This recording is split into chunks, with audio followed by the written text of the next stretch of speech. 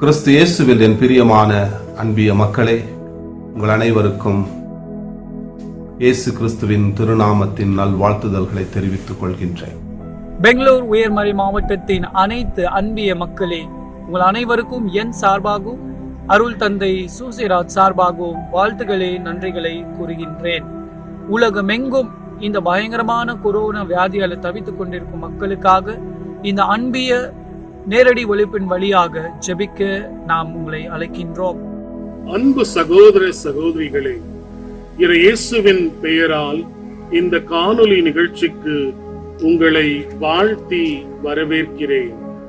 அன்பிய 7 படி நற்செய்தி பகிர்வு வழிபாட்டை சிலுவை அடையாளம் மற்றும் பாடலுடன் தொடங்குவோம். பிதா சுதன் பரிசுத்தாவின் பெயராலே ஆமென்.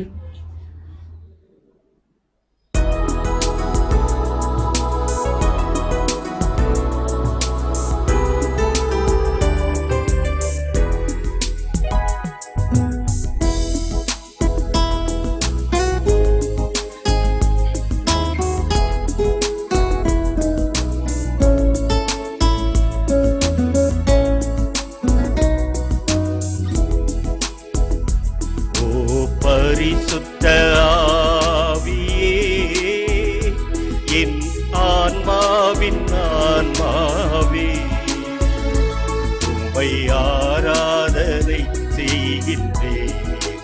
இறைவா, ஆராதனை செய்கின்றேன்.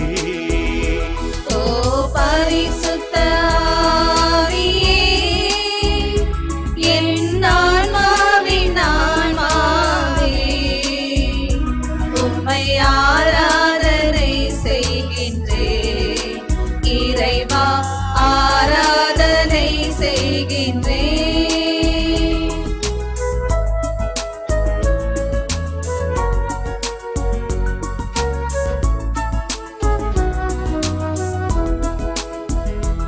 என்னை ஒளிரச் செய்து வழி காட்டும், புது வலுவூட்டி என்னை தேற்றும். என் கடமை என்னவென்று காணும், அதை கருத்தாய் புரிந்திட தோணும். என்ன நேர்ந்தாலும் நன்றி துதி கூறி பணிவேன் என் இறைவா. உந்தன் திருவுளப்படி என்னை நடத்தும். ஓ பரிசுத்த ஆவியே, என் ஆன்மாவின் ஆன்மாவே, உம்மை ஆராதனை செய்கின்றேன். இறைவா, ஆராதனை செய்கின்றேன். இறைவா, ஆராதனை செய்கின்றேன்.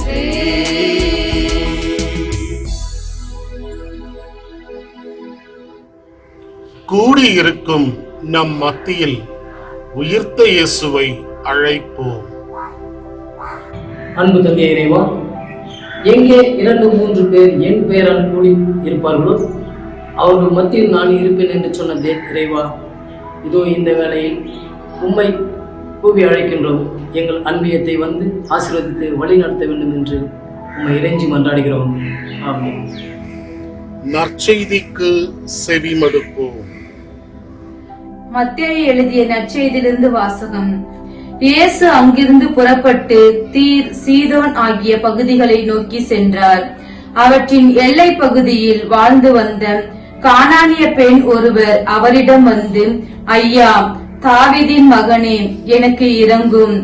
என் மகள் பேய் பிடித்து கொடுமைக்குள்ளாகி இருக்கிறாள் என கதறினார். ஆனால் இயேசு அவரிடம் ஒரு வார்த்தை கூட மறுமொழியாக சொல்லவில்லை. சீடர்கள் அவரை அணுகி, நமக்கு பின்னால் கத்திக்கொண்டு வருகிறாரே, இவரை அனுப்பிவிடும் என வேண்டினர்.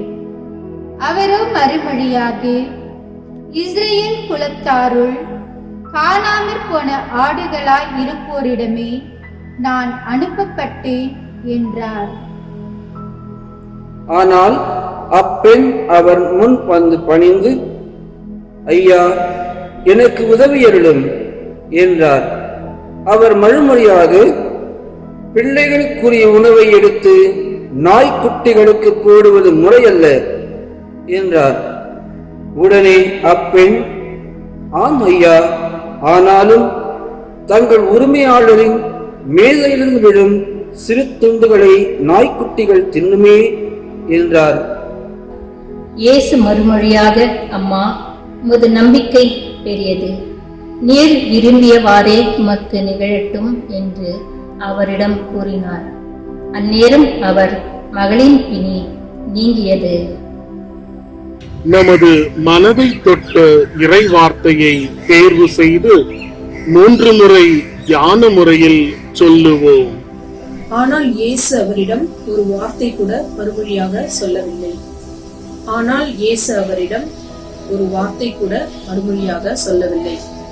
ஆனால் இயேசு அவரிடம் ஒரு வார்த்தை கூட மறுமொழியாக சொல்லவில்லை. உடனே அப்பெண், ஆம் ஐயா, ஆனாலும் தங்கள் உரிமையாளரின் மேசிலிருந்து விழும் சிறு துண்டுகளை நாய்க்குட்டிகளும் தின்னுமே என்றார். உடனே அப்பெண், ஆம் ஐயா, ஆனாலும் தங்கள் உரிமையாளரின் மேசிலிருந்து விழும் சிறு துண்டுகளை நாய்க்குட்டிகளும் தின்னுமே என்றார். உடனே அப்பெண், ஆம் ஐயா, ஆனாலும் தங்கள் உரிமையாளரின் மேசிலிருந்து விழும் சிறு துண்டுகளை நாய்க்குட்டிகளும் தின்னுமே என்றார். ஐயா, தாவீதின் மகனே, ஐயா, தாவீதின் மகனே, ஐயா, தாவீதின் மகனே. அமைதியில் தேர்ந்தெடுத்த இறை வார்த்தையை தியானிப்போம்.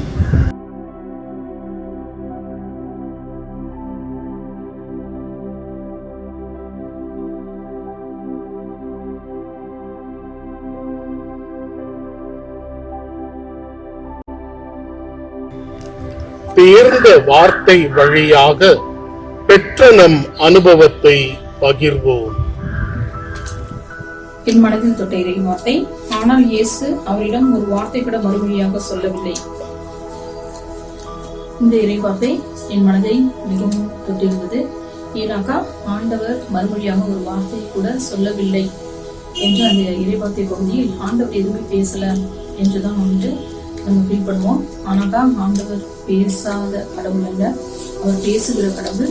நம்முடைய ஜெபங்களையும் விண்ணப்பங்களையும் அவர் கேட்டு பதில் தருகிறவராக இருக்கிறார் என்று நான் என்னுடைய வாழ்க்கையில நான் உணர்ந்தேன். கடந்த மாதம் பாத்தீங்கன்னாக்கா எனக்கு உடல்நிலை சரியில்லை. அப்போ பாத்தீங்கன்னாக்கா எப்போ இந்த உடல்நிலை சரியாகும் என்று நான் 5 நாள் கண்டினியூவா எனக்கு ஃபீவர் இருந்ததுனால நான் ரொம்ப கஷ்டப்பட்டேன். அப்போ ஆண்டவர்கிட்ட, அப்பா எனக்கு ரொம்ப கஷ்டமா இருக்குது, எனக்கு சுகத்தை கொடுங்க. அதே மாதிரி கொரோனா பேஷண்ட் இருந்ததுக்கெல்லாம் கூட, அப்பா நீங்க பூர்ண சுகத்தை கொடுக்கணும், அவங்க கூட இதே மாதிரி தானப்பா ரொம்ப கஷ்டப்படுவாங்க அப்படின்னு சொல்லிட்டு நான் ஜெபம் பண்ணேன். அன்னைக்கு நைட்டு பாத்தீங்கன்னாக்கா கனவுல ஆண்டவர் நான் ஏஞ்சி சுகமாய் நடக்கிறத ஆண்டவர் எனக்கு தெரியப்படுத்தினாரு. நான் காலையில எந்திரிச்சு, அப்பா இந்த மாதிரி கனவு வந்துச்சேப்பா அப்படின்னு சொல்லிட்டு நான் நினைக்கும் பொழுதே நான் சுகமா இருக்கிறத நான் ஃபீல் பண்ணேன். அதுக்கப்புறம் நான் படுக்கவே இல்லை. என்னோட உடம்பு ஃபுல்லா பூரண சுகம் அடைஞ்சிருச்சு. ஆண்டவர் என்னுடைய ஜெபத்தை கேட்டார், என்னுடைய விண்ணப்பங்களை கேட்டார் என்று நான் ரொம்ப சந்தோஷத்தோட ஆண்டவருக்கு நன்றி சொல்றேன். ஆமீன். எனக்கு ஏன் இந்த இறை வார்த்தை மனதை தொட்டது என்றால், அந்த கானானிய தாயின் விடாமுயற்சி பார்க்கிறேன், அந்த கானானிய தாயின் நம்பிக்கையை பார்க்கிறேன், அந்த கானான தாயின் தாழ்ச்சியை பார்க்கிறேன். இயேசு அந்த தாய்க்கு உதவி செய்ய மறுத்தாலும், ஆனால் அந்த தாய் விடாமுயற்சியோடு தன் மகளுக்கு பிடித்திருக்கும் பேய் இவரால் மட்டுமே ஓட்ட முடியும் என்ற அந்த நம்பிக்கையை பார்க்கிறேன். அவரை தொடர்ந்து நாய்க்கு தன்னை ஒப்பிட்டாலும் அந்த தாழ்ச்சியை அவருக்கு பார்க்கிறேன். நாய் என்று சொன்னாரே என்று கோபப்படாமல் தாழ்ச்சியோடு மீண்டும் அந்த மகளுக்காக போராடுகிறார். நாமும் இப்படிப்பட்ட தாழ்ச்சியோடு ஆண்டவரிடம் வேண்டும் பொழுது, தொடர்ந்து மன்றாடும் போது விடாமுயற்சியோடு நாம் கேட்கும்போது நாமும் பெற்றுக்கொள்வோம் என்ற நம்பிக்கையோடு இந்த இறைவார்த்தைக்கு செவிமடுப்போம். ஐயா தாவீதின் மகனே, இந்த வார்த்தை எனக்கு என்னுடைய மனசு தொடுது. அந்த கானானிய பெண் தன் மகளுக்காக இயேசுவிடம் வந்து மன்றாடுகிறாள்.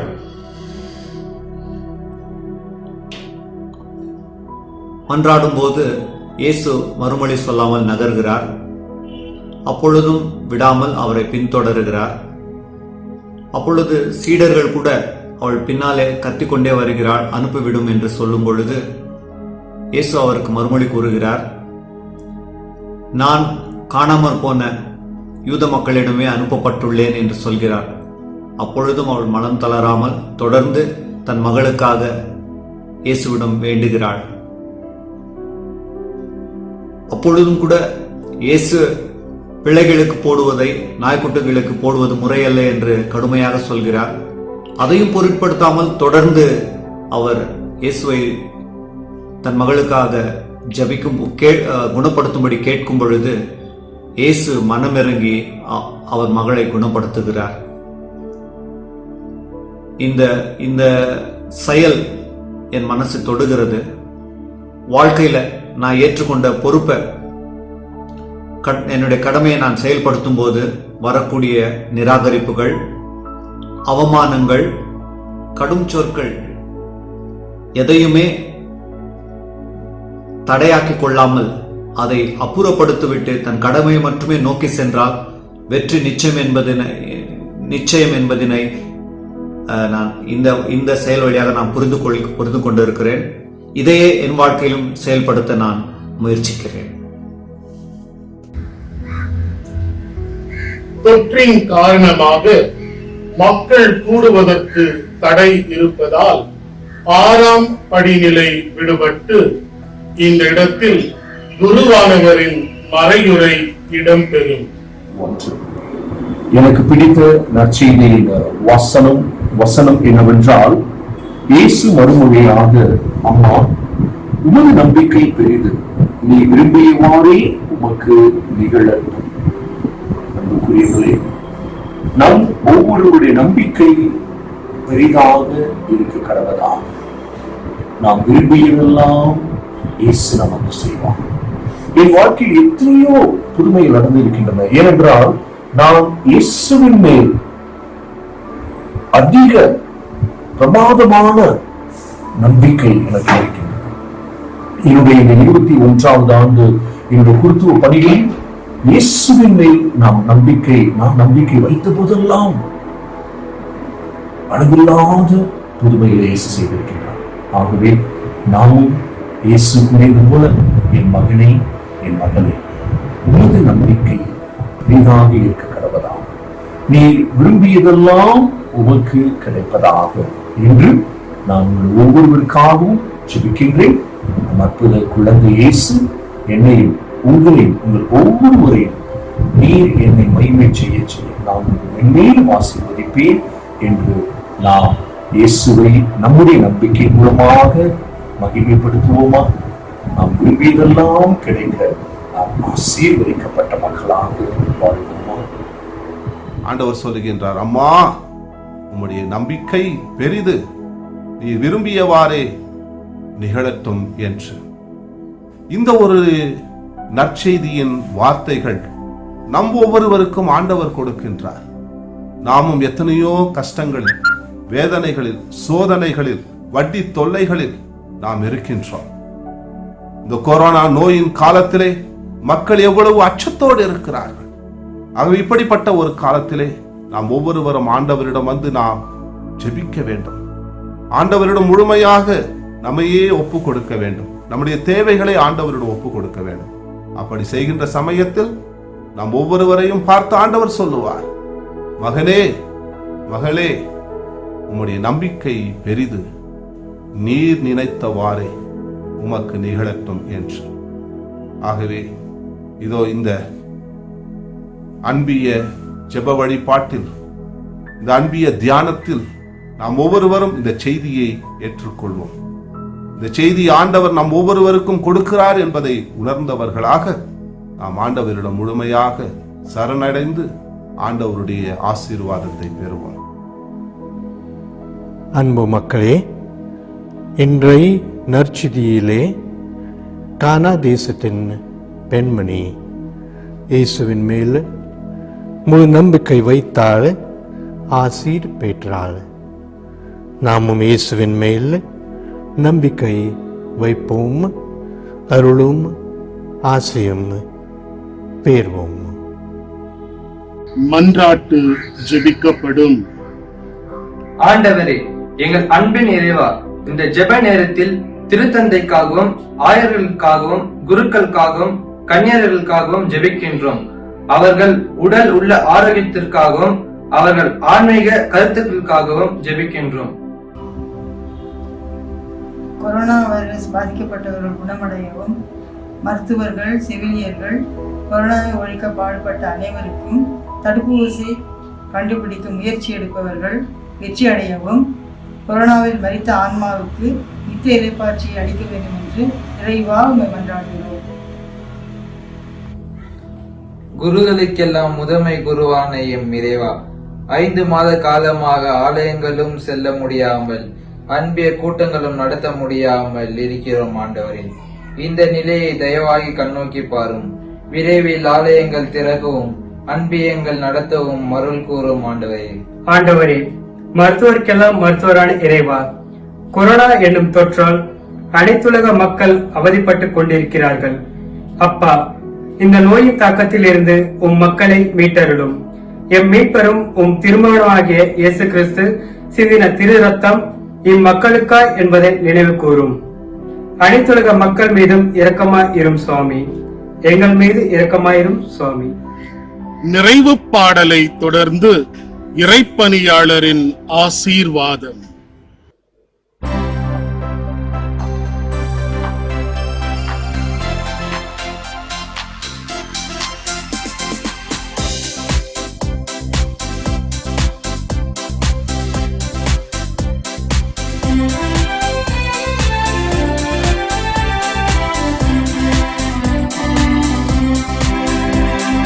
அன்பு செய்து வாழ்வோம் ஒருவர் ஒருவரை நாளும் அன்பினாலே ஆழ்வோம் மனித மனங்களை. அன்பு செய்து வாழ்வோம் ஒருவர் ஒருவரை நாளும் அன்பினாலே ஆழ்வோம் மனித மனங்களை. இயேசு நம்மை அன்பு செய்தார், நாமும் பிறரை அன்பு செய்வோம்.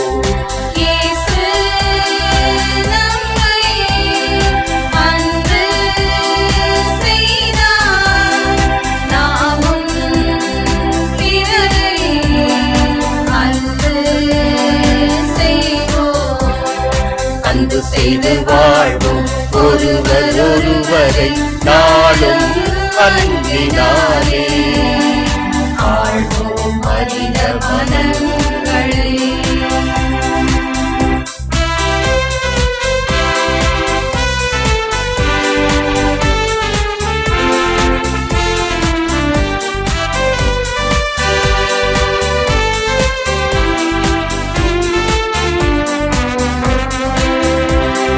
மதிப்பிட முடியாதது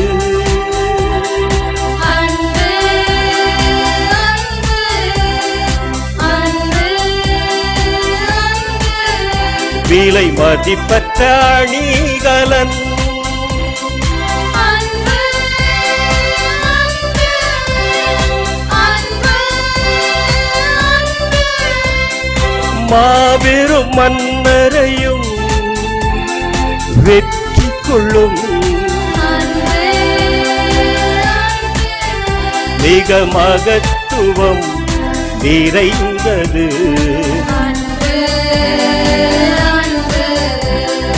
அன்பு செய்து வாழ்வோம் ஒருவர் ஒருவரை நாளும் அன்பினாலே ஆழ்வோம் மனித மனங்களே இயேசு நம்மை அன்பு செய்தார், நாமும் பிறரை அன்பு செய்வோம். இயேசு நம்மை அன்பு செய்தார், நாமும் பிறரை அன்பு செய்வோம். அன்பு செய்து வாழ்வோம் ஒருவரொருவரை நாளும் அன்பினாலே.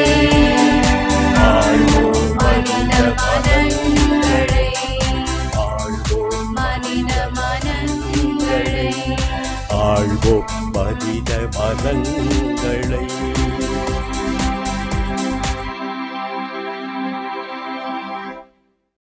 ஆண்டவர் உங்களோடு இருப்பராக. எல்லாம் வல்ல இறைவன் தந்தை மகன் தூய ஆவியாரின் உங்கள் அனைவரும் ஆசீர்வப்பராக.